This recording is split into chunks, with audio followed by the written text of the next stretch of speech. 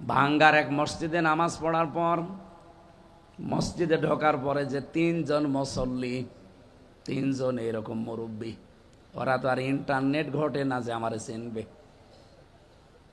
দাঁড়িয়ে আছি অনেকক্ষণ, চিন্তা করছে ইমাম সাহেব আজকে আর আসে নাই। আমারে বলছে বাবাজি নামাজ পড়িয়ে দেন।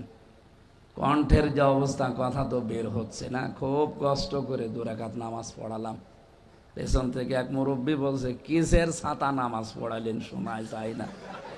ও দাঁড়ান দাঁড়ান, একটু পরে দেখে এক যুবক এসে 1 রাকাত নামাজ পেয়েছিল, পরের রাকাত শেষ করে ও তো ইন্টারনেট জগতের মানুষ, ও আধুনিক মানুষ, আমার চিনে ফেলেছে।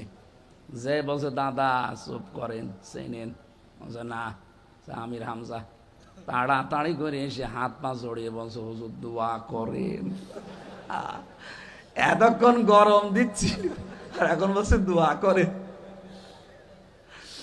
পোশাক এটা অনেক দামি জিনিস।